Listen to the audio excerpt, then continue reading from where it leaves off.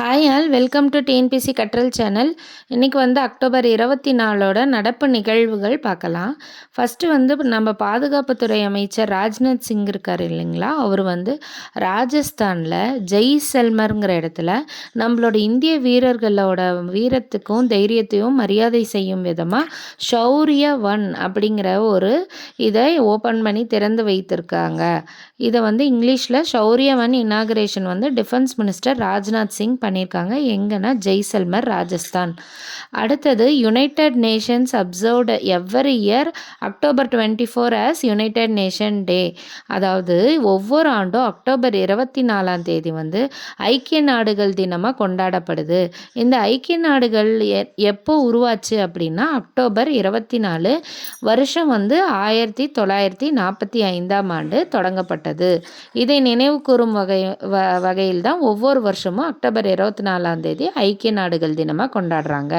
அதுக்கடுத்தது நம்ம FID world chess cup நம்ம இந்தியா ஹோஸ்ட் பண்ணுறாங்க.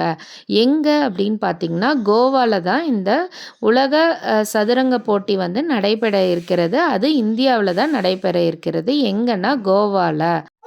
அடுத்தது ஏஷியன் சம்மிட் 2025 எங்கே நடக்குதுன்னா மலேசியாவில் நடக்குது. இதோட மெயின் தீம் என்ன, எதை பற்றி பேசுகிறாங்கன்னா regional cooperation and economic integration பற்றி தான் மெயின் டாப்பிக்காக இருக்குது. ஆசிய நாடுகள் கூட்டமைப்பு 2025 உச்சி மாநாடு எங்கன்னா மலேசியாவில் நடைபெறுது. அதுக்கடுத்தது நம்ம டிஃபென்ஸ் ப்ரொக்யூர்மெண்ட் மேனுவல் 2025 ரிலீஸ் பண்ணியிருக்காங்க. இது எதுக்காக அப்படின்னா புதிய பாதுகாப்பு கொள்முதல் கையேடு 1 லட்சம் கோடி மதிப்பில் இந்த பாதுகாப்பு கொள்முதல்லாம் நம்ம அதிகப்படுத்தணும் அப்படிங்கிறதுக்காக இந்த மேனுவலை ரிலீஸ் பண்ணியிருக்காங்க. அதுக்கடுத்தது நம்ம பார்த்தோன்னா India upgrades Kabul mission to full embassy. இந்தியாவில் அதாவது காபுலில் நம்ம இந்தியாவோட தொழில்நுட்ப மிஷனை இப்போது முழு தூதரகமாக ஃபுல் எம்பசிவை மாற்றியிருக்காங்க. அதுக்கடுத்தது கேலோ ஸ்போர்ட்ஸ் இருக்குது இல்லைங்களா, அந்த கேலோ ஸ்போர்ட்ஸ் இப்போ யூனிவர்சிட்டிலையும் கேம்ஸ் கண்டக்ட் பண்ணுறாங்க. 2025 பல்கலைக்கழகத்திலையும் கேலோ இந்தியா போட்டி இனிமே விளையாட்டு போட்டிகள் நடைபெற போகிறது 2025.